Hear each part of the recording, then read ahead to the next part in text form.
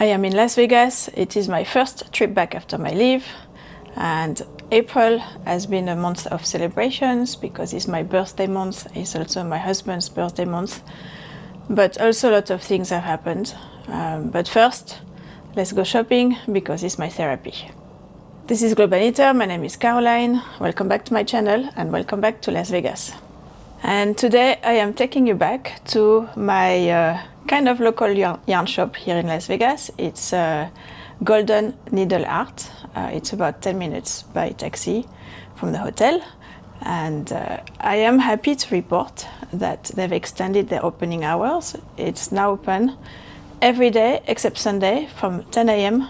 to 6 p.m. So when I got there, it was a full house, all the usual faces. Wendy, Judy was there, the owner. Scott was there. Fran arrived a bit later, and I'm sorry I forgot the other names, but they have open knitting every day now that is open. So you're always welcome to come and knit with them, like I did today. And the shop hasn't changed.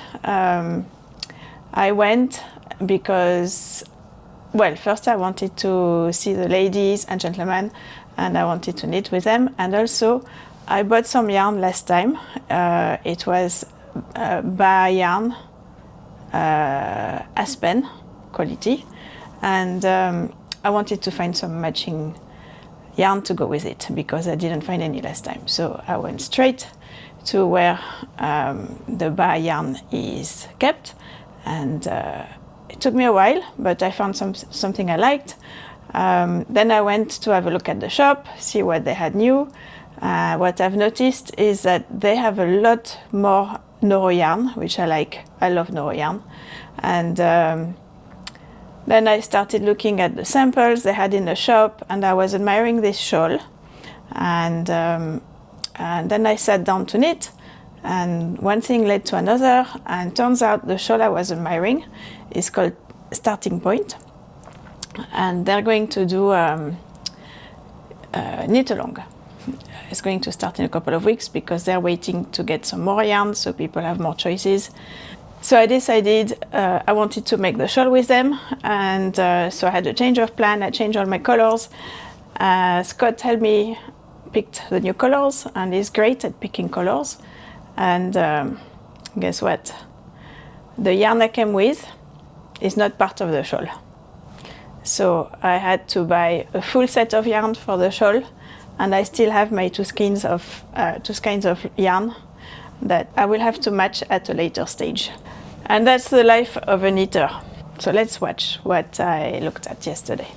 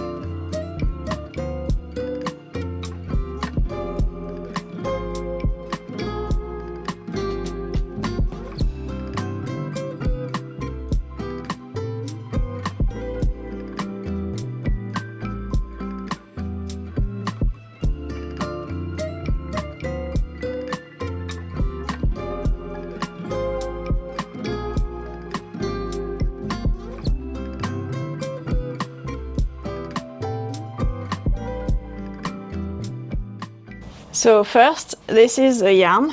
I was coming to find something to match. Aspen by Yarn. It's a mixture of merino wool, silk, and cashmere. So instead of finding, I mean, I did find something to match, but then it didn't go with the shawl. So let me show you what I bought. So this is the yarn I bought yesterday. It's 5 colors, and there has to be one dark color and one variegated color, and they're all the same quality except for this one. It's platinum, so it's got a little bit of sparkly things. I don't know if you see. Otherwise, color 3 and 4 needed a little bit more yarn, so I bought 2 skeins just in case, because by the time I go back there, they probably won't have the assorted colors. And yeah, so as soon as they start, they're going to send me a message on Instagram, and I will start at the same time as them. So they expect a couple of weeks. By this time I will be home, so it will be nice. I can unwind the yarn and start at my own rhythm. So I really enjoyed my afternoon. I stayed 2 or 3 hours there chatting and knitting with ladies and gentlemen. It was really nice, and I loved seeing what everybody else was knitting. And they've all made a sweater, not a sweater, a cardigan, designed by the Twisted Sisters. And the pattern is not, it's on Ravelry, but it's out of print. And they said, Wendy said she had the authorization from the designer to share it, so she shared it with me, and maybe I will make it at one point. They used, amongst other, Malabrigo Rio yarn to make it, which I thought was a good idea, and because it's easy to find everywhere. And it's quite nice. I will show you. They showed me a few samples of what they made, and really that's what I love, seeing what everybody makes. Is really nice. This was what I was knitting with them yesterday. It's it's the yarn I bought from there last time I was there. It's my planned pulling cowl, and it's going a bit sideways. It's my first cowl like this, so it's okay. It's good enough for me, and it's the name of the cowl is Love Cats Cowl, and it's supposed to be little cat paw prints on the cowl. So I'm halfway through. So that's what I was doing yesterday. And there's something else I've been working on during my leave that I've kept quiet until now. I just posted the story on Instagram.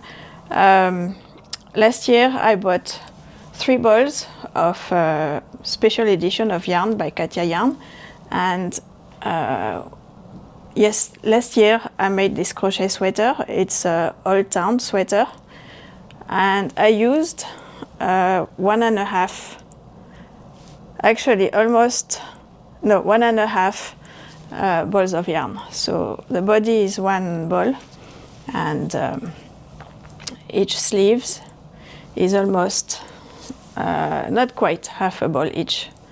And so I originally bought 3 balls of yarns. I didn't know what I was going to do when I bought it.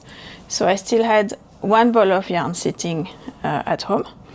And my last leave, I decided to make an experiment and to make a summer sweater with it. And you're going to have to excuse the mess behind, but this is what I did. So I didn't use any pattern. I used a book called, I think it's Knitting from the Top Down. I will put all the references in the description, and it's very easy. It's a boat neck, boat neck, and with raglan sleeves. So I used 1 ball to make everything except this, the ribbing on the sleeves, and I used a little bit of yarn from my previous, what was left over from my crochet sweater. So I'm very happy with the result. It still has to be blocked, but guess what? I get back to Incheon a little bit later today, and I have almost 1 week there because I have a night flight turnaround. I have ground school, reserve, simulator. So it gives me plenty of time to block this, and I can't wait to see.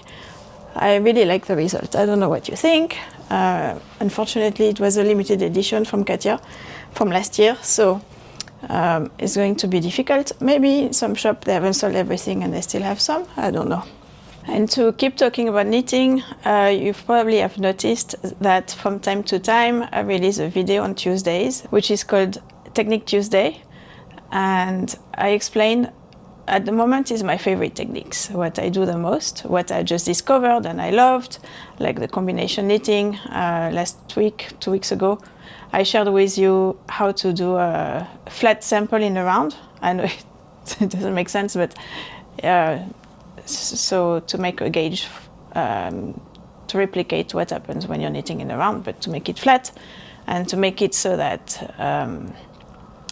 you don't have to cut yarn and you can reuse the yarn, which is my favorite technique. It's what I use. And I wanted to ask you for your feedback, if you like the format, because when I did what I like. When I look for technique videos on YouTube, I don't like when the people spend 5 minutes before showing us the technique to introduce themselves and go. I like to go straight to the point, so that's what I'm doing, but I would like to get your feedback. Now, if you're just here for the knitting and you want to leave, it's the right time to do it. I want to give you a little bit of a life update.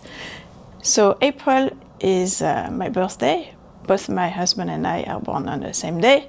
We met our friends at the restaurant in Mexico City, and because we don't like to drink and drive, we hired a driver. And while we were at the restaurant having a good time with our friends, we realized that the driver had tested positive for alcohol. And because it's Mexico, not only the driver went to jail for 20 hours, but also the car was taken. So that was Friday night, and my husband got it back on Sunday morning after giving a lot of paperwork, after arguing with them because they were saying no, it's not the correct paperwork, and he had to show them the law and say no, this is how it's done. And the driver had to pay a fine, of course, to get the car back. It was a mess. So that's what happened. Also, driving in Mexico is getting crazier and crazier. I was going to my knitting club with my knitting friends from Mexico City, and I got so scared with all the big trucks. I pay to go on a quick road and safe road, and trucks are not supposed to be there, but it was full of big trucks, and it makes it so dangerous because they go at 20 kilometers per hour. And the cars on this road are doing 120 kilometers per hour minimum. So, of course, it's way above the limit. And my car is not so powerful. I drive a small car. With the high altitude, it removes some of the power. So I'm just getting too scared to drive in Mexico. Really, it's awful to get to this point. But also in Mexico, I want you to know what happens. When I moved, I lived in the UAE, but I have a French driving license and a French passport. And when I moved to Mexico, it was a process, right? So the first trip I did, I started doing all my residency, my paperwork, everything. And my husband said, okay, let's go and get you a driving license. And then I was, oops, my driving license is in Korea. I don't have it with me. He said, no problem, you don't need one. I said, what do you mean I don't need one? Usually you have to show your old driving license to get a new driving license. And he said, no, you'll see. So it was an office in the car park of the shopping mall. And all I had to do was show my passport, my residence visa, and an electricity bill, a photocopy of the electricity bill, and to pay a fee that you have to go to the bank and pay the fee. So when we went to get to the photocopy of the electricity bill, my husband asked the people in front of us, do you live in Mexico City? Yes. Can we have a copy of your electricity bill? Yes, no problem. So that's the proof of address that we gave some random people in a car park that were also doing the paperwork. And that's how it works in Mexico. So I never had to show my driving license. I never even have to show that, because when you rent a house, they don't change the name on the bills. It stays to the landlord or the last tenant. I don't know how it works, but when I was renting the house, anyway, it wasn't my name on the paperwork, on the bills.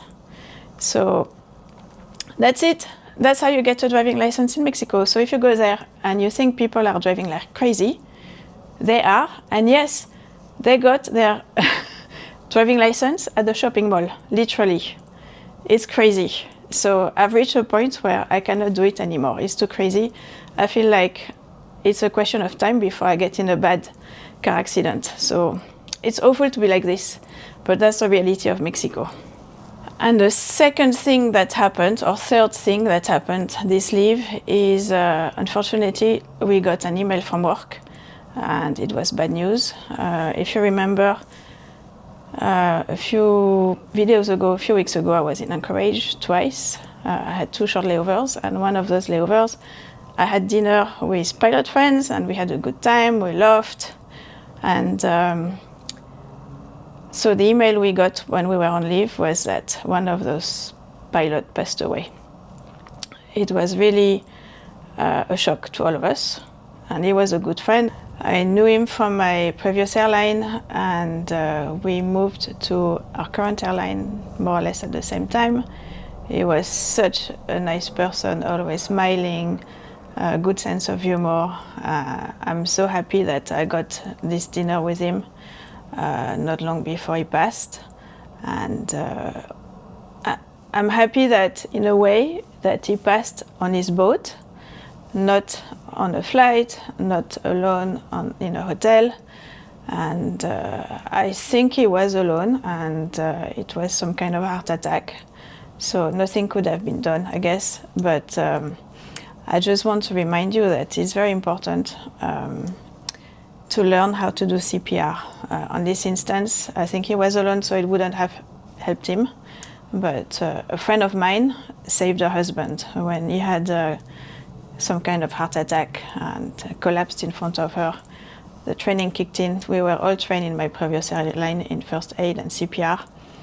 And she did CPR, she called them 911, she was in the US, and her husband was saved. And they said, really, he was so lucky you were there and you started CPR straight away, because the success rate, if you don't have emergency within the 5 or 7 minutes, I think it's something like 7% survival rate. But CPR enhances the survival rate by a lot. So I found a course that we can do online as a refresher course. Of course, it's always better to do it in person, because they can correct your technique, and you learn much more than online. This is what I think. And but anyway, to get me refreshed, and maybe to get you refreshed or get you started, I'm going to put a link for a free CPR course online. I haven't done it yet, because next week I have my simulator. So I'm a bit busy with studying and doing all these online courses that we have to do before each simulator. But as soon as this is done, I will refresh myself. I think it's super important. And if we can save a life, why not? So my next layover is going to be in a week's time exactly, after my simulator, and it's going to be Singapore. And I am planning a surprise for you in Singapore. It's going to be a little bit different, but you will see. I hope you will like it. In the meantime, have a fantastic week. I hope you get a lot of knitting done. Thanks for following me. Thanks for liking my videos. It really encourages me, and I will see you next week. Bye bye. Bisous, bisous.